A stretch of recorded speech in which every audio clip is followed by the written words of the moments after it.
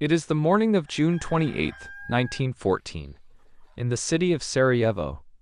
Church bells are ringing, the cobblestone streets are alive with people, and the sun is shining over what looks like a perfectly ordinary Sunday. Nobody walking those streets that morning could have known that before lunchtime, 2 gunshots would echo through this city and change the course of human history forever. In less than 3 hours, a single bullet would set in motion a chain of events that would kill 20 million people, collapse 4 empires, and drag every major nation on Earth into the most destructive war humanity had ever seen.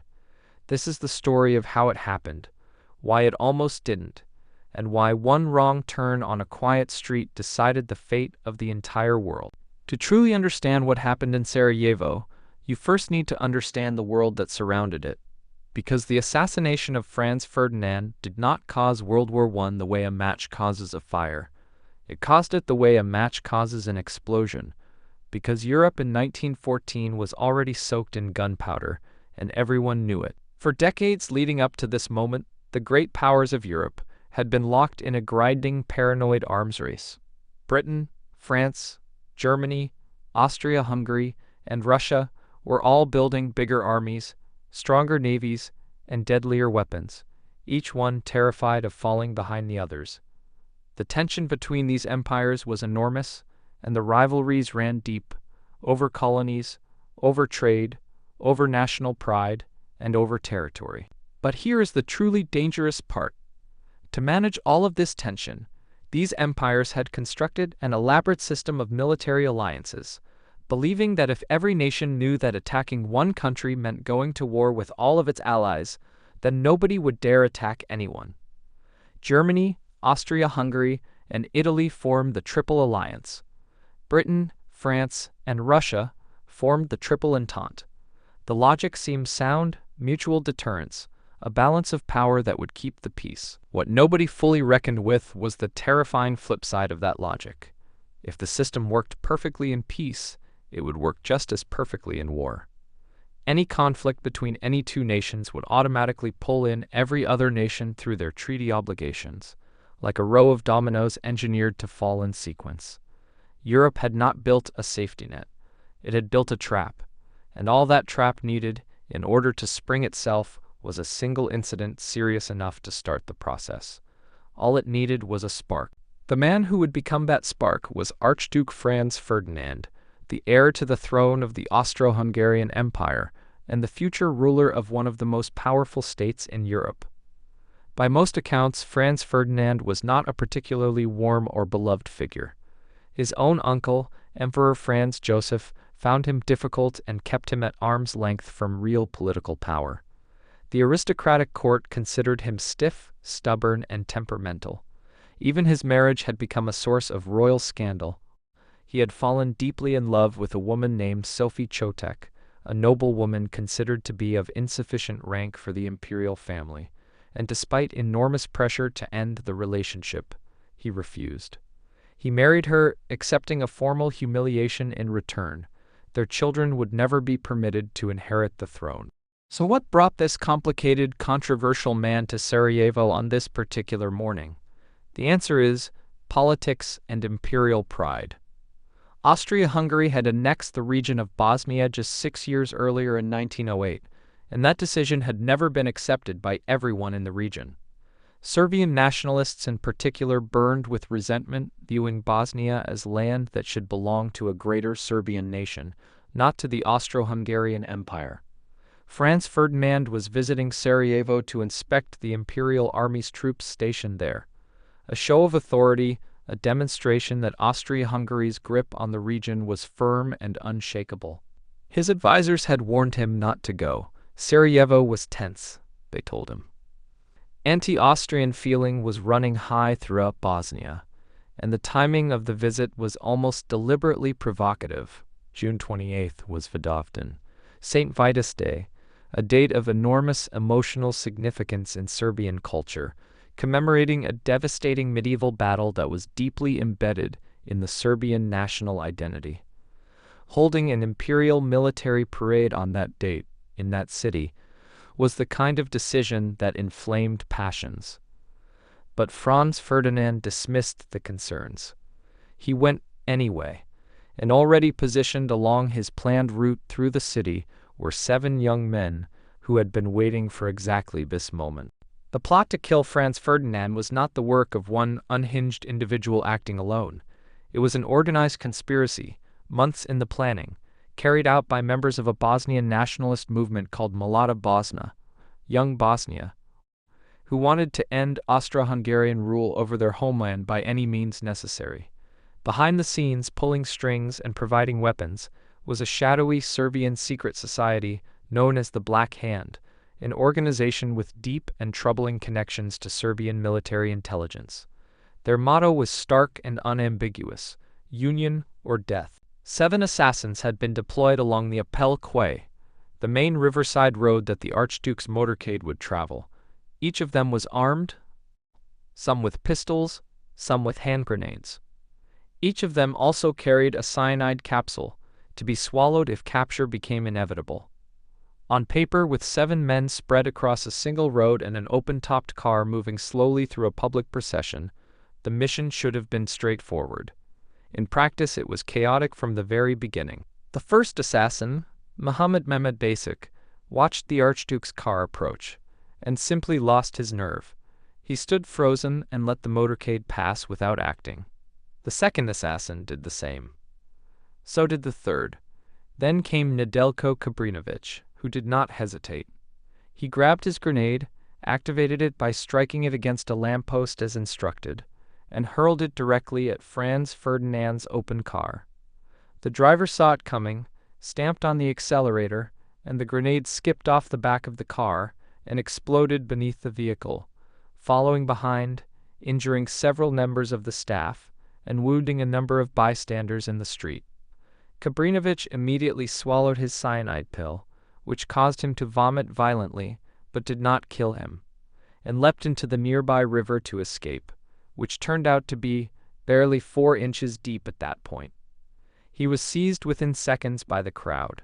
The remaining assassins, hearing the explosion and the screaming and assuming the Archduke must be dead, scattered from their positions and disappeared into the city. Franz Ferdinand's motorcade accelerated and sped toward City Hall. The plot had failed, the Archduke was alive, it was over, or so everyone believed. The moment where the story stops feeling like history and starts feeling like something else entirely, like fate or like a cruel joke being played on the human race. After arriving at City Hall shaken but unhurt, Franz Ferdinand actually proceeded to deliver his scheduled speech to the city's officials, visibly furious about the attack but determined to carry on. When the formal proceedings were over, he made a decision.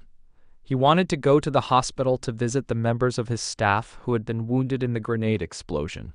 It was, by all accounts, a genuinely humane impulse. It was also the decision that killed him. His motorcade set off from City Hall toward the hospital.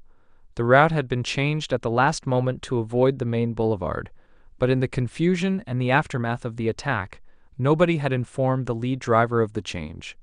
The driver turned onto Franz Joseph Street, heading in the wrong direction entirely. One of the Archduke's aides immediately shouted at him to stop, to reverse, to turn the car around, and take the correct road. The driver brought the car to a halt directly in front of a small delicatessen on the corner of Franz Joseph Street and Apel Quay, and began the slow process of reversing. Standing on the pavement outside that delicatessen, having given up on the mission completely, certain that the day's work was done, and that somehow he had to figure out how to escape the city alive, was Gavrilo Princip. He was 19 years old. He was one of the 7 conspirators. He had watched the grenade explode from his position along the route, concluded that Kabrinović had succeeded, and wandered to this corner in a daze, not knowing what to do next. He looked up from the pavement, and there, stopped completely still in the street not 5 feet from where he was standing, was the open-topped car, carrying Archduke Franz Ferdinand and his wife Sophie. He stepped forward, drew his pistol, and fired twice. The first bullet struck Franz Ferdinand in the jugular vein. The second struck Sophie in the abdomen. Princip then turned the gun on himself, but bystanders grabbed his arm before he could fire. He attempted to swallow his cyanide capsule, which failed to kill him as it had failed to kill Kabrinovich. He was wrestled to the ground and arrested on the spot. Within the hour, Franz Ferdinand and his wife Sophie were both dead. What followed over the next 6 weeks was precisely the catastrophe that the alliance system had been built to prevent, and precisely the catastrophe that the alliance system guaranteed. Austria-Hungary, convinced that the Serbian government had sponsored the assassination, issued Serbia a formal ultimatum containing 10 sweeping demands, several of which were deliberately written to be humiliating and nearly impossible for any sovereign nation to accept with its dignity intact. Serbia, desperate to avoid war, agreed to 9 of the 10 demands. 9 out of 10. Austria-Hungary declared the response insufficient and unsatisfactory. On July 28, 1914, exactly 1 month to the day after the assassination, Austria-Hungary declared war on Serbia. And then the dominoes began to fall, exactly as the alliance system had designed them to. Russia, bound by treaty and by pan-Slavic solidarity to stand with Serbia, began mobilizing its enormous army along its western borders.